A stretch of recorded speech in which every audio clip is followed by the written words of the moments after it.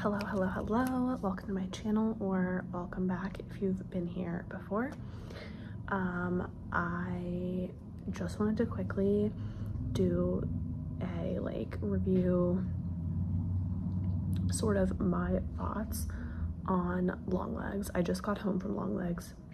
It's like opening night, and I just got home from watching it, so I've only had like maybe 20 minutes to process, so I'm sure this could change.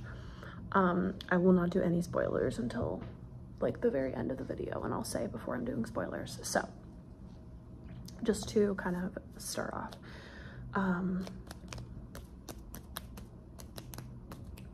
I usually do this is the first video of mine you're ever watching, I do ASMR content, but I was just gonna do the soft spoken. So if you know me and you know my channel and you're watching this for ASMR purposes, it should still work.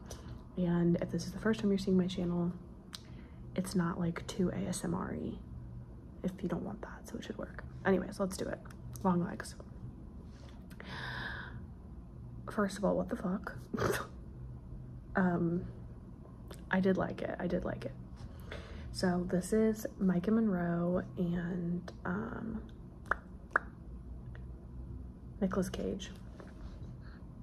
It's directed by Osgood Perkins. This movie was crazy. So it's I tried to avoid knowing pretty much anything about it. All I knew was that it was a serial killer horror, and I obviously saw Micah Monroe in It Follows, which I feel like is her film debut. I do not like It Follows. But I know it's really popular in the horror community, but I don't enjoy it. But I do like her, so I was really excited to see this. And also Nicolas Cage honestly is an icon, so I was excited to see him.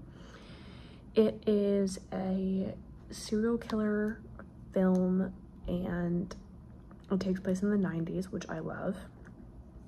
And Micah Monroe is the main character.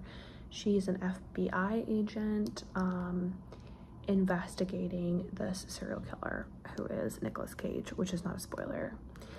And he is essentially murdering families, kind of. He's murdering families, but without actually murdering them. He's somehow getting the fathers in these families to murder them all, and then also die. I gave this 4 stars right off the bat, although sometimes my ratings change after I kind of sleep on it. Nicolas Cage is unrecognizable, incredible in this film. He is creepy and icky and disturbing, and the prosthetics, I want to see the process for all the prosthetics that they put on him. He's quite literally unrecognizable and very creepy. I haven't heard any buzz about this yet because it literally just released today, but the people I was in the theater with were saying they didn't like it when they were walking out. This was a pretty highly anticipated film for me, but I've had plenty of highly anticipated films this year that I did not like Maxine. So I know I wasn't just hyping it because I was excited for it. This film is definitely has gore, and well, not too much by horror film slasher standards, but it's definitely gory. And there's some really good jump scares that got me for sure. I think the opening of this film is probably one of the best openings I've seen in a while, with the opening scene, and same with the final scene. Really strong opening, really strong ending, in my opinion. And in general, I really was into the cinematography and the sort of the way that they handled the camera, the way the camera moved. I don't really know how to explain it other than that. You guys will have to let me know if you watch it what you think, or if you know what I'm talking about. There were definitely some moments that were oh, for me. After a certain point, I did see the ending coming, but I really enjoyed the build up to it. Like, I think there was a clear point where the audience was supposed to know how it was going to end before the characters, before the main character knew. Very good. I liked that we got an explanation of what was going on.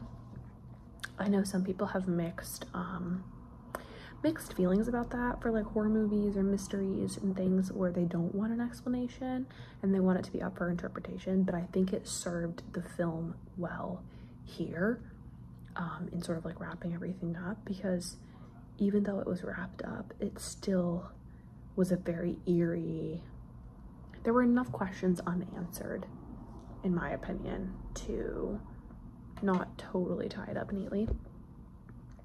I'm trying to think what else I can say without doing spoilers.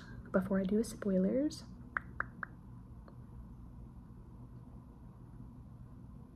yeah, I don't know, this was pretty, like, I felt kind of, there was definitely a part in the movie where somebody else in the theater like got up to go to the bathroom, and when they came back and I heard the door open, I was like, you know, I like got a little bit scared until they sat back in their seat. It definitely was eerie, jumpy. It's what I wanted in a horror movie. I'm pleased. Okay, I'm gonna now just talk about spoilers. So if you're still watching this and you haven't seen the movie yet, bye, thank you for watching. Okay, spoilers.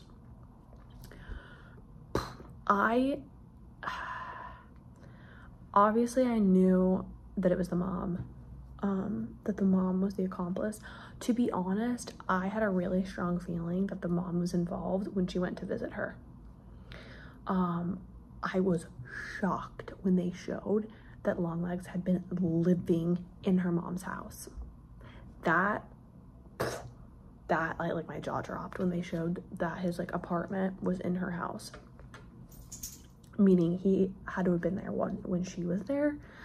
I don't totally get the orb thing that he put in their heads. Was that just like his essence? I don't, and like when the orb exploded, like did the devil in her, okay, did the devil in Lee make her intuitive? Is that what we're getting out of this? I don't know. That kind of makes sense, I think. Like, she was intuitive about like how to find Longlegs / the devil. Him like wanting her to find him so bad was like funny to me, because he obviously like wanted to be caught and apprehended. But I don't know, serial killers are crazy. They can't ever go about anything an easy way. He was already in her house. He could have been like, hey girl, guess what? Like, and the movie would have just been over. I also knew, and toward the beginning, when Agent Carter's daughter, Miss Ruby, mentioned the birthday party, I knew that was going to be rough. I knew that was going to be bad. I knew it was going to come back when they started talking about all the birthdays. And then when they showed the part 4, like birthday girls, I knew. It was in that moment that I knew that Agent Carter was going to kill his family. Also, the mom's hoarder house could have been like a horror movie all on its own, like The Visit with the Mother. And like, I also don't get how the mother like sold her soul to save Lee and let her grow up. Like, how did they work out that deal? I think like, I don't actually want there to be a second film, because I just think a lot of people do that now for like a cash grab, and we definitely don't need a second installment. But like, I would love to know the origin story with Longlegs, but also how his relationship with Lee's mother, like how that worked technically. And also for him to be called Longlegs, I feel like he should have been longer, you know? And why was him screaming in the car so real? I really liked it. I was proper scared, man. I was really relieved when I got out of the theater and it was still light outside, because I just felt like I needed like like a little breath. People that were in the theater were saying it was not creepy. It wasn't that creepy. It wasn't scary. And I was like, that wasn't creepy? I'm sorry. Anytime there's a doll involved, I'm creeped out. Consider me creeped. Consider me creeped. But all in all, like, I was really into that. I don't know what else Micah Monroe's been in besides that and It Follows. Again, not an It Follows fan, but I want to see everything she's ever done now. And in true fashion, oh, sorry, you're perched up on my laptop. My laptop screen went dark. Every time I leave a film that has an impact on me, whether I really liked it or really didn't, I always then go and watch like interviews with the cast and the director and stuff, just to like, I don't know, to feel like more connected, as well as like read reviews. But there aren't a lot of reviews yet because it literally just dropped today. So if you're still watching, please let me know your thoughts on Longlegs. I am like dying to talk about it, but again, nobody I know has watched it yet, so I'm dying to talk about it. Let's talk about Longlegs. Let's talk about Nicolas Cage. Are you literally joking? What the fuck? He can do he could literally do anything. That was the craziest thing I've ever seen. He's come a long way from National Treasure, but now I low-key want to rewatch National Treasure, so maybe I'll put that on when I go to bed tonight. Okay, I'm out of here. That was my thoughts on Longlegs. Please let me know your thoughts, and I'll see you guys next time. Bye.